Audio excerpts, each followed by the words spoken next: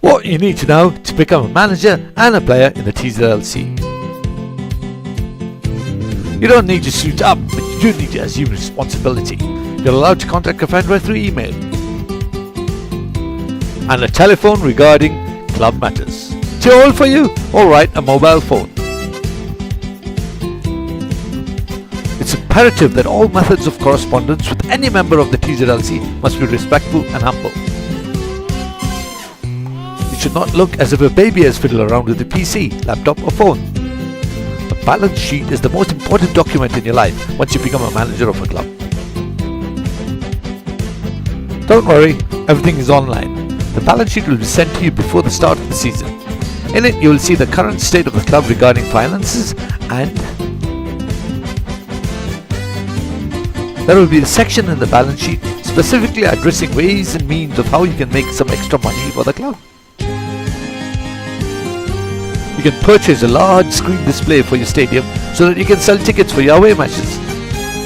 Or you can buy an extra stand to seat more of your supporters so you can sell more tickets and you can therefore make more money. You'll get a message from the chairperson and board of directors of the club, and also an update from your stadium manager and the club's fans.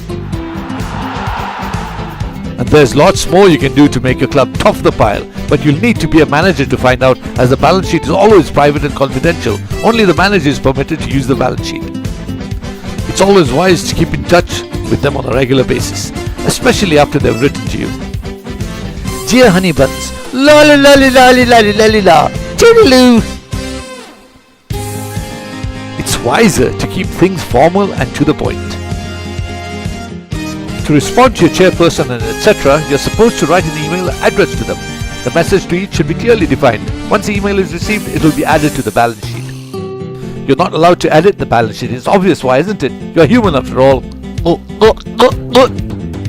In terms of hierarchy, a manager is placed above a player, as he is the link between the players and every other important position in the TZLC. It is imperative that the manager uphold the ethos of the TZLC: respect, trust, integrity, passion and humility. Which means that although a manager can be a shoulder to cry on for the player, he is not allowed to let serious offences go, such as riding without a helmet, driving without a seatbelt, or not keeping the ball in hand. And there are many more situations that a manager can act upon before Cassandra does. Punishing a player with a suspension is a proactive move. Even though it may be a far less punishment than what Cassandra would have said, it would show Cassandra that you are aware that the player is never bigger than the ethos. A manager should know his duties and responsibilities. Top of his list is the ethos, and to ensure that he is able to uphold the ethos, he needs to be confident and have a clear knowledge and understanding of the R&R. He must never forget that he is also a player, and that being a manager does not provide him an opportunity to bend the rules. A manager's job can easily become tedious and painful if he allows his players to take advantage of him. Players, manager. Therefore, the manager should learn to delegate certain duties that can be looked after by the other players. Setting up the nets on match day, bringing the half-time refreshments. Biscuits are the norm, but water is your personal duty. Get your own water! Marking the ground. A manager must approach the season in a professional manner. After assimilating his squad for the season, his first duty is to prepare the contract that has to be signed by the player. Once that is done, he has to send a digital copy to Cassandra and one to the player. The contract pro forma is on the Cassandra website, www.cassandra.com. That is the toughest part of the job. You don't believe me? Well, just carry on watching and listening. The secret to make life in the TZLC as pleasant as possible is to delegate responsibilities, just like was mentioned earlier. So let's tick off the things you have to do. Are the tactics and strategies going to be taken care of by a person or persons appointed by you, or will it be done through votes in a democratic way? Are you going to be the kind of manager that treats his players like they are demigods? Or will every player, including you, for you are a player manager, follow the same rules and regulations as instructed by Cassandra? The answer is simple, and it will all be explained in a few moments. 3, 2, 1. The following protocol must be followed by all the managers. If you abide by these laws, you will receive protection from Cassandra. The players must contact you on the Wednesday before 12 noon, before match day week, with their confirmation or lack of it regarding the availability for the match. It will be the player's prerogative to confirm with the manager, and at no time should the manager be seen to be asking, requesting or begging the players to confirm for matches or match official duties.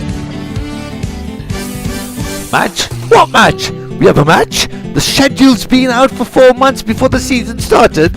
Really? Why didn't the manager ask me if I was available? In the off-season or pre-season, the players must find the time to meet each other for some team bonding and to decide on a plan for the season. Usually, it's très difficile for the players to get together to discuss a strategy for an upcoming match.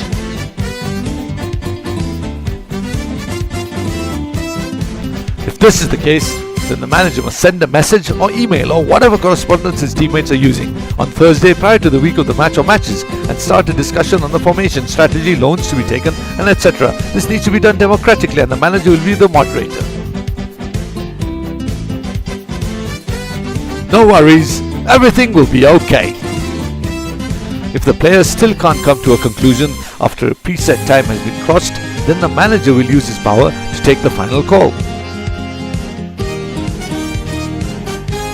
I won't have to take the call, my muscles will do it for me. Rules should be adhered to, and if they are broken, the players should be dropped. Remember, it's always the ethos and not winning that is the priority. For example, if a player arrives late for a match, for whatever reason he may provide, such as partying late at night, or the local policeman acted very aggressively because he stopped your player who was waiting at a red light before the zebra crossing and was wearing a helmet. This is suspicious. You must be up to something. The punishment should be automatic, but in cases where the issue was legitimate, such as a family member falling ill, including pets, meow, then a quick decision can be taken by the manager to check if the punishment can be revoked or reduced in consultation with the rest of the team, or the manager can speak to a Cassandra representative if the player committing the offence wants the matter to be private. The club can decide on team selection in the following ways. Preference will be given to those attending practice sessions at Kit for TZ. Technically stronger players will be favoured. Manager will take the final call if a democratic vote does not work. And finally, an entity from outside the club, from one of the other clubs, can be appointed to look after the strategy and substitution and generally anything related to the club on match day. When communicating with any Cassandra official, the manager must always be respectful and courteous. Defending a player is not the way to go in the TZLC. Take that! It would mean you're siding with the player when you should be teamed up with the ethos. Does this mean you aren't allowed to speak on behalf of your players even if you feel his excuse should be heard? Of course not. You're permitted to be open and frank with Cassandra. The only stipulation is that you approach the matter with respect and care. For example, let's suppose your player genuinely forgot to put his seatbelt on while driving his car. This offence is serious and can result in an automatic one-match suspension. It is indefensible, but the manager can still approach Cassandra and ask for leniency. Maybe the player was spotted driving the car without a seatbelt because he was so worried he forgot, as his wife who was sitting next to him was about to have her. You never know, it may work.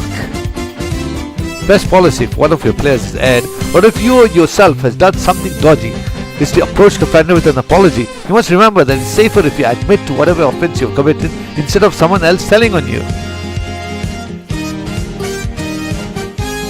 Should I admit it? What if I wasn't seen? Oh, woe is me!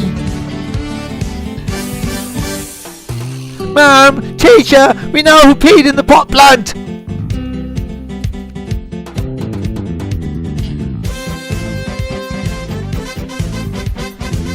Oh crikey, I should admit it, it's myself.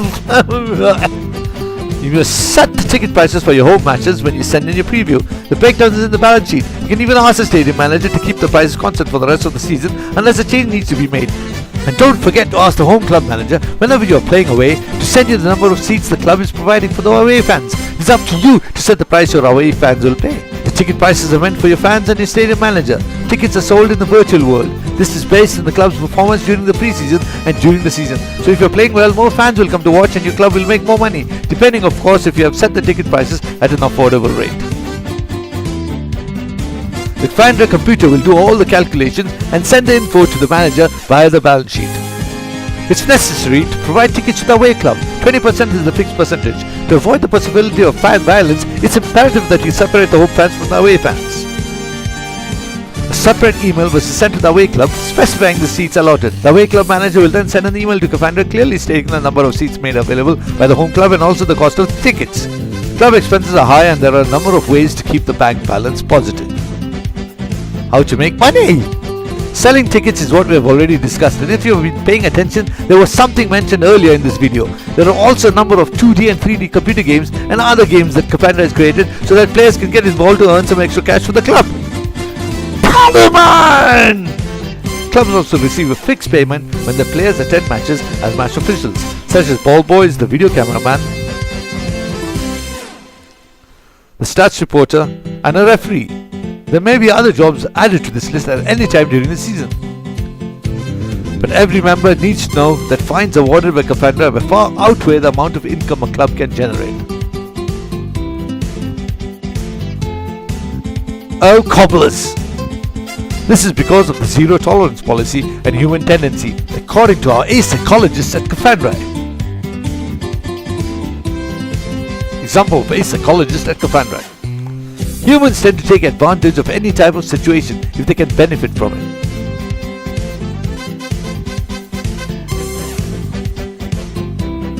But your lordship, I didn't know that this was an offence.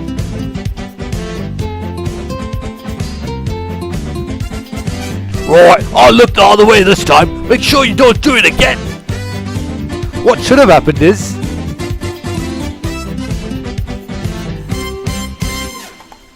but your lordship, I didn't know that this was an offence.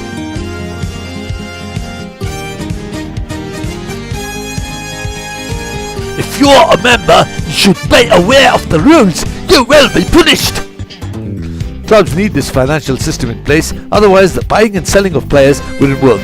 What makes the TZLC so realistic is the similarity between the real world and the fake world. The advantage of the fake world of the TZLC is that real money isn't involved, and the life of a player in the TZLC, whether he's a manager or not, is always taken as separate from his real life. So if a manager needs to discipline his player or a manager gets a sack, the relationship between the player and the manager in the real world is still strong, and the relationship between the manager and Commander remains strong too. Or at least we hope it does. Sometimes the maturity of a member of the TZLC might be lacking, and this may result in the real life and the fake life overlapping.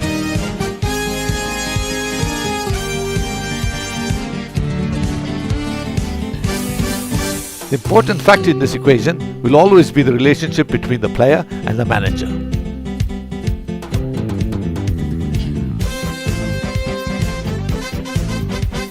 Who is also a player, and so on, which in turn will make life easier when all the other entities in the TZLC get roped in. So let's rope them in and talk about the hierarchy levels as well.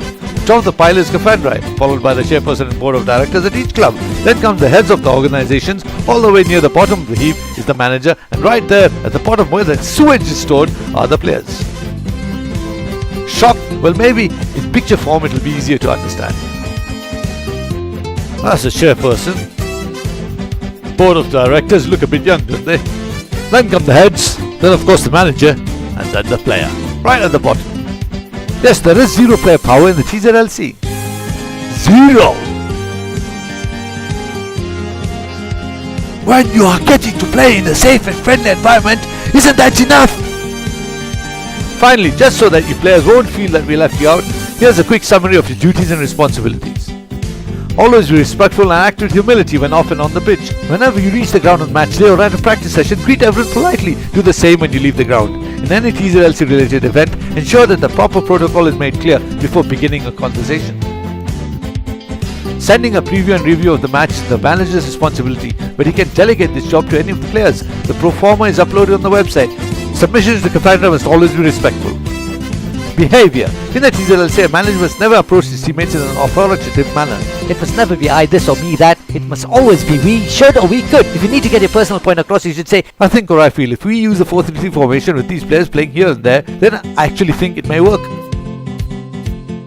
Players are permitted to contact Mr. Curry for personal issues apart from the TZLC, but in relation to the TZLC, if they have some issues with the manager and can't approach him directly, they must contact Cassandra and ask to speak to the chairperson of the club. You must be careful to ask to speak to the chairperson of your club, as your call may be picked up by anyone in the Cassandra office at that time, from a groundsman to a Cassandra news reporter or a painter. Players must always wear a TZLC approved kit. Unfortunately, a sleeveless dress has not been approved at this time. Players must endeavour to be on time for any TZLC activity, which means at least 5 minutes before the pre-agreed time.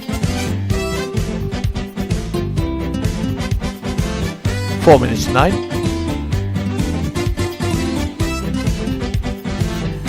I was on time! Hi!